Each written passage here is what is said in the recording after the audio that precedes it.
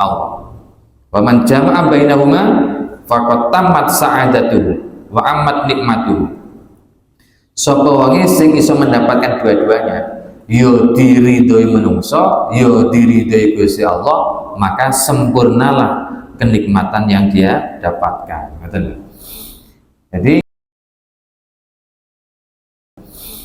Jadi disenengi wong, yo disenengi Gusti Allah. Caranya ya apa? Gini kok. Kepada orang lain dia memperlakukan baik karena dia juga ingin diperlakukan baik, kan gitu. Karena settingan hati tadi kan wong itu akan merasa senang ketika dia diapii oleh orang lain, akan menjadi tidak suka ketika dizalimi orang lain. Maka ketika kula jenengan itu merasa atau memperlakukan orang lain dengan baik, dengan terhormat, ya, dengan pokoknya kebaikan-kebaikan, maka orang nanti akan menjadi ridho dengan kita.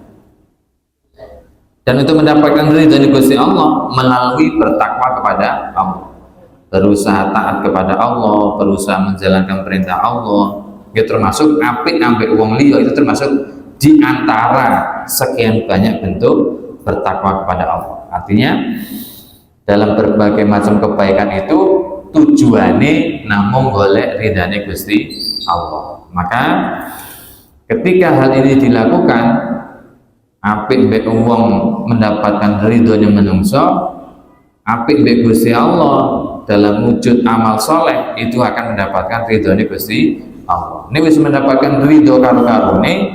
Nah, disinilah kesempurnaan kenikmatan hidup di dunia maupun di akhirat. Iku nek kapan urip niki yo disenengi menungso, yo disenengi Gusti Allah.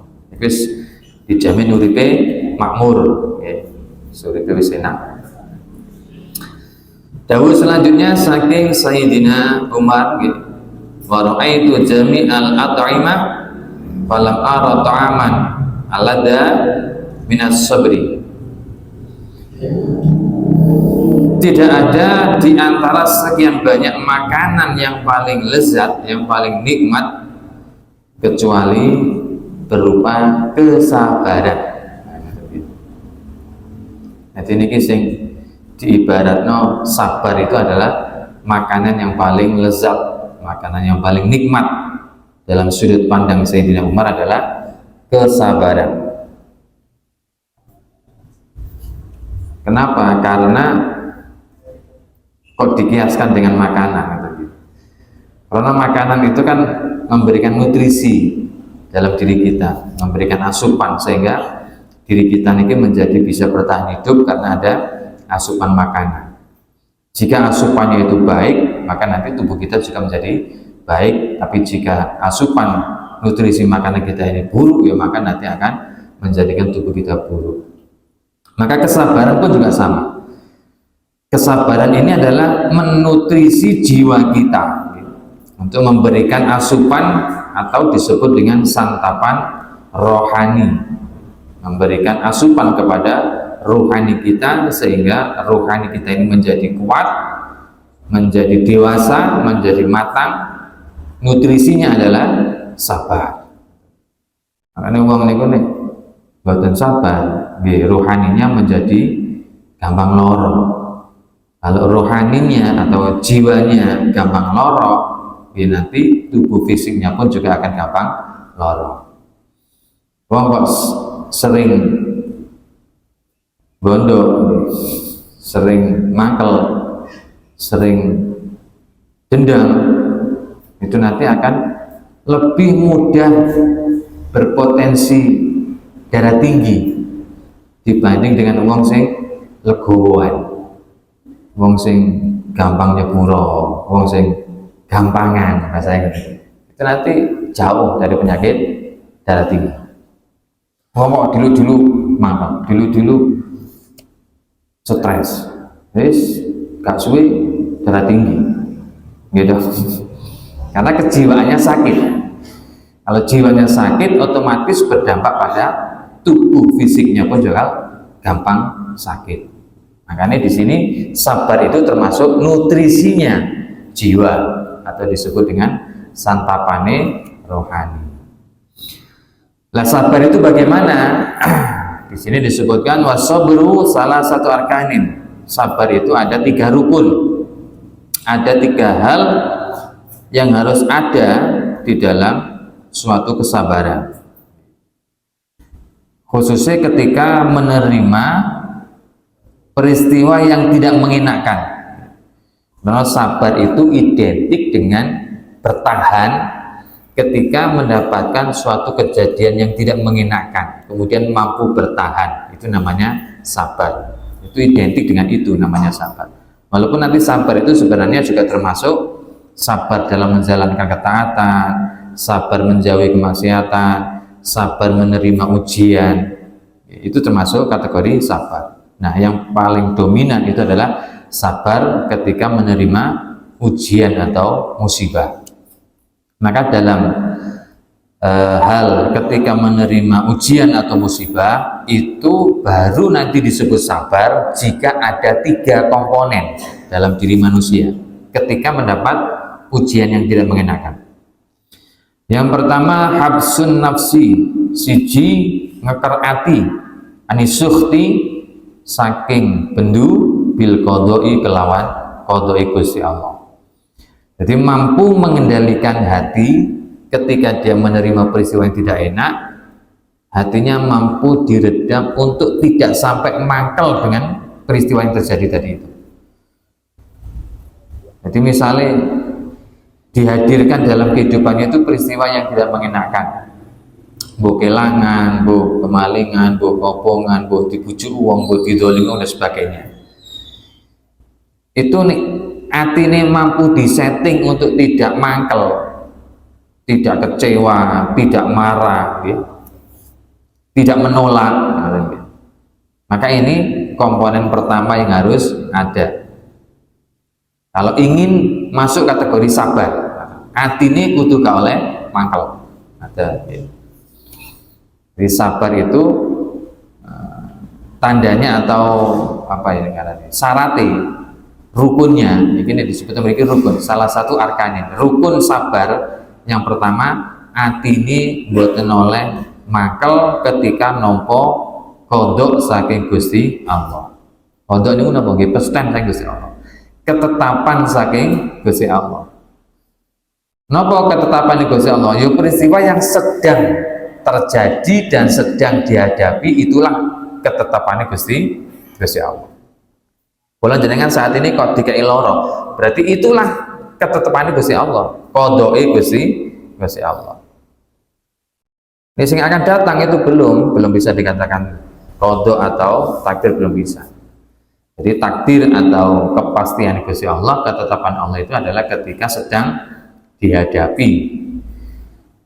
Nah, ketetapannya Allah yang berupa hal yang tidak mengenakan itu kok terjadi kepada kita, kemudian kita menjadi atine niku iso nrimo, iso tidak berontak, iso tidak protes, maka ini adalah rukunnya sabar yang pertama. Yang kedua, wahabsul lisani, jogo lisani anil qauli sayyi, saking pengucapan Allah. Jadi mari jogo atine, jogo lisani, ojo sampai sambat, ojo sampai ngersulo, apa maneh nyalah-nyalahno. Jadi rukune sabar yang kedua ketika nampa perkara sing gak enak. Walaupun misalnya atine wis nrimo, tapi omongane niku terus isine sambat enak koncone. Nah niki berarti durung sabar.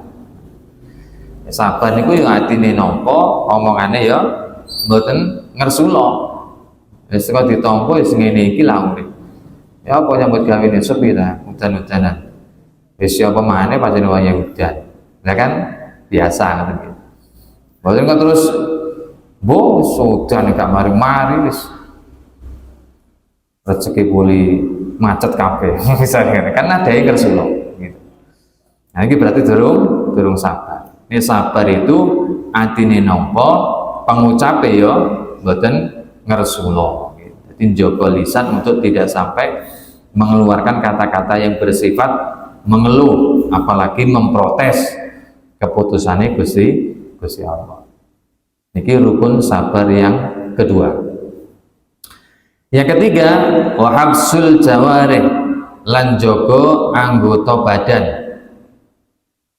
Dijogo aja sampai nahwilat min, nampek-nampek, wasaki jaibin, lan nyuwek-nyuwek klambi, wasiyahin, lan jerit-jerit, wataswidi wajhin, lan ngireng rai.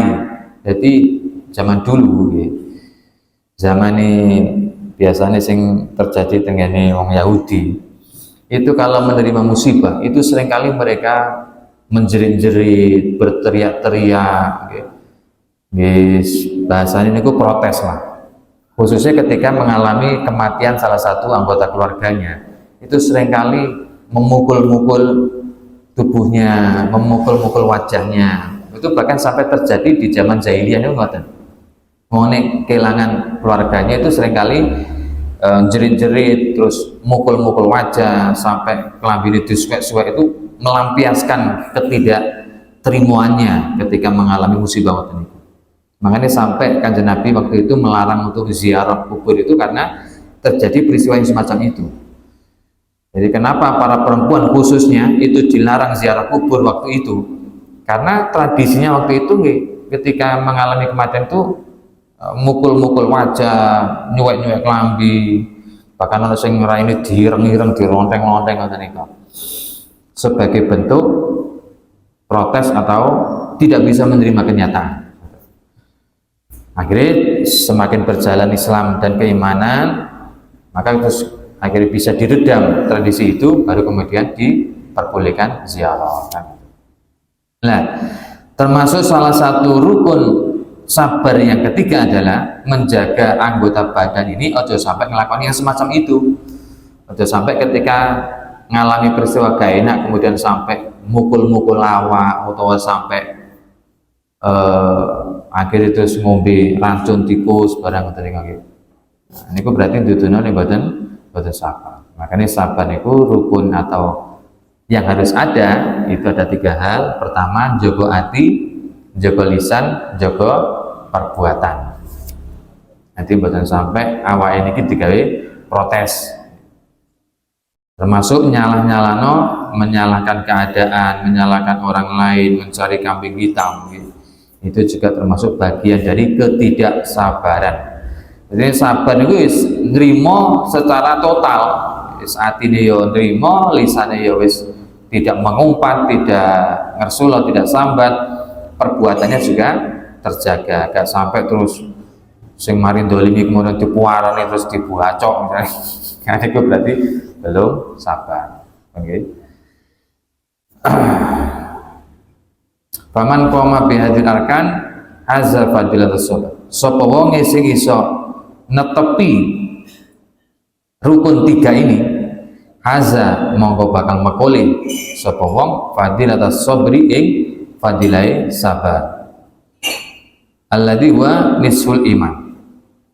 Sapa wonge sing wong iku iso netepi 3 rukun ini, artinya secara kejiwaan dia mampu menerima, secara lisan juga terjaga dari mengumpat dan sebagainya, secara perbuatan juga terkendali, gak sampai ngamuk, gak sampai nyawat piring dan sebagainya, maka orang yang semacam ini terkategori orang yang mendapatkan fadilai sabar.